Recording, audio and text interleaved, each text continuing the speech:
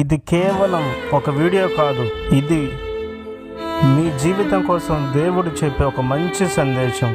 మీరు టాటూస్ వేసుకోవాలని అనుకుంటున్నారా? అదేనండి, పచ్చబొట్టు. అయితే ఈ యొక్క సందేశం మీ కొరకే. మీరు పచ్చబొట్టు వేయించుకోవాలనే ఆశను కలిగి ఉన్నా, ఒకవేళ మీరు ఆల్రెడీ పచ్చబొట్టును వేయించుకొని ఉన్నా, ఈ సందేశాన్ని వీడియో రూపంలో మీకు చూపించాలని నేను ఆశపడుతూ ఉన్నాను. ఈ మధ్యకాలంలో మనము చూసినట్లయితే చిన్న పెద్దని తేడా లేకుండా, ఉన్నవారు లేనివారు అనే తేడా లేకుండా, పురుషులు స్త్రీలు అనే తేడా లేకుండా ప్రతి ఒక్కరు ఇష్టపడుతూ ఉన్నారు. ఎందుకంటే చాలామంది దీనిని ఒక మోడర్న్గా, ఒక ఫ్యాషన్గా లేదా ఒక వ్యక్తిగత స్వేచ్ఛగా భావిస్తూ ఉన్నారు. అయితే దీనిపై దేవుని వాక్యం ఏముంటుందో ఇప్పుడు మనము లేఖనాల ఆధారంగా చూద్దాం. మీరు ఎప్పుడైనా ఆలోచించారా? శరీరంపై పచ్చబొట్టు వేసుకోవడం దేవుని దృష్టిలో ఎలా ఉంటుందో? అది ఎంత కఠినమైన శిక్ష. మీరు శరీరంపై పచ్చబొట్టు వేయించుకోవటం వలన దేవుని రాజ్యానికి అనర్హులుగా మీరు ఉంటారు. చూద్దాం. 1 కొరింథీయులకు రాసిన పత్రిక 6వ అధ్యాయం 19-20 వచనాలు. మీ దేహము దేవుని వలన మీకు అనుగ్రహించబడి మీలోనున్న పరిశుద్ధాత్మకు ఆలయమై ఉన్నదని మీరు ఎరుగరా? మీరు మీ సొత్తు కారు. ఈ దేహము దేవుని వలన మనకు కలిగినది, అనుగ్రహించబడినది. కాబట్టి పరిశుద్ధాత్మ దేవుడు మనలో నివసిస్తూ ఉంటాడు. మనము దేవుని ఆలయమై ఉన్నాము, విలువ పెట్టి కొనబడిన వారము గనుక మీ దేహముల ద్వారాగా దేవుని మహిమపరచండి. మనం విలువ పెట్టి కొనబడిన వారము, ఆయన రక్తము చేత కొనబడినటువంటి వారము.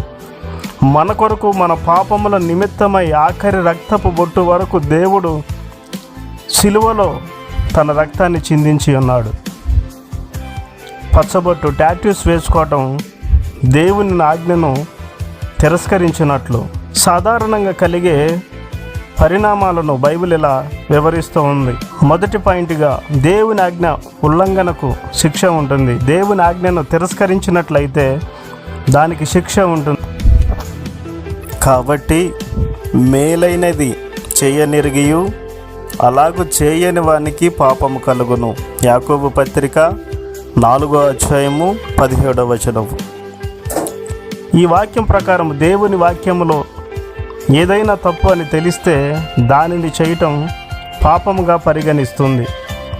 మేలైనది ఏదో తెలిసి కూడా మనము దానిని చేయకుండా ఉన్నట్లయితే అది పాపమని దేవుని వాక్యం సెలవిస్తుంది. రెండోది, పాపానికి ఫలితం దేవుని రాజ్యాన్ని, అర్హతను కోల్పోవటం అన్నమాట. అది గలతీయులకు రాసిన పత్రిక 5వ అధ్యాయము 19-21 వచనాలలో శరీరమునకు సంబంధించిన క్రియలు స్పష్టమై ఉన్నవి. ఇవి చేయువారెవ్వరూ దేవుని రాజ్యాన్ని స్వాస్థ్యముగా పొందరు. చూసాం కదా మనం. పాపానికి ఫలితం ఏంటంటే దేవుని రాజ్యాన్ని, దేవుని యొక్క పరలోక రాజ్యాన్ని మనము కోల్పోవడమే. అయితే దేవునికి విరుద్ధంగా చేయవారు మరి దేవుని రాజ్యాన్ని స్వాస్థ్యముగా పొందలేరని చెబుతూ ఉన్నది. అంటే మన శరీరాన్ని గౌరవించకుండా దేవునికి అపరిశుద్ధంగా వాడుకోవటం కూడా ఈ శరీర సంబంధించిన పాపానికి దారితీస్తూ ఉంది. ఈ మూడవది ఏంటంటే శరీరాన్ని అపవిత్రపరిచిన వారికి హెచ్చరిక. 1 కొరింథీయులకు రాసిన పత్రిక 3వ అధ్యాయము 16-17 వచనాలు.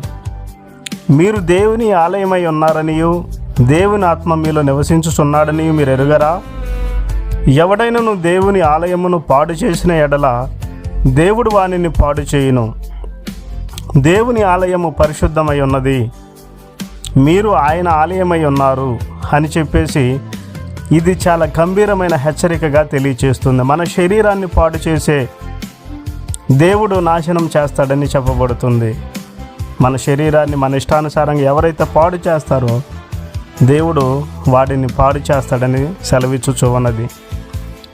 క్లుప్తంగా చెప్పాలంటే పచ్చబొట్టు వేసుకోకూడదని దేవుడు చెప్పాడు. లేవియా కాండము 19వ అధ్యాయం 28వ వచనంలో, చచ్చిన వారి కొరకు మీ దేహమును చీరుకొనకూడదు, పచ్చబొట్టును మీ దేహమునకు పాడు చేసుకొనకూడదు, నేను మీ దేవుడినై ఉన్నాను, నేను మీ దేవుడైన యెహోవాను అని సెలవిచ్చుచూ ఉన్నది. కాబట్టి పచ్చబొట్టు మన దేహమునకు వేసుకొనకూడదు. చచ్చిన వారి కొరకే మన దేహమును గాయపరుచుకొనకూడదు, చీరుకొనకూడదు అని చెప్పేసి లేవ్యకాండం ద్వారా దేవుడు మాట్లాడుతూ ఉన్నాడు. ఆజ్ఞ ఉల్లంఘన పాపం, ఆజ్ఞను తిరస్కరించడం పాపం, దేవుని ఆజ్ఞను తిరస్కరించడం పాపం. పాపానికి ఫలితం శిక్షే, దేవుని రాజ్యాన్ని అర్హత కోల్పోవటం, ఆత్మీయ మరణం, దేవుని నుండి వేరుపడటం. ఈ తొక్కలో చిన్న పచ్చబొట్టు కొరకు ఎంత చెప్పాలంటే అవును చెప్పాల్సింది. ఎందుకనంటే బైబిల్ సెలవిచ్చుచున్నది, చిన్నదైన పెద్దదైన పాపమే. కాబట్టి జాగ్రత్తగా ఉండండి. దేవుడు మిమ్ములను మీ కుటుంబాలను ఆశీర్వదించి దీవించి నడిపించునుగాక. Amen. Thank you. God bless you all.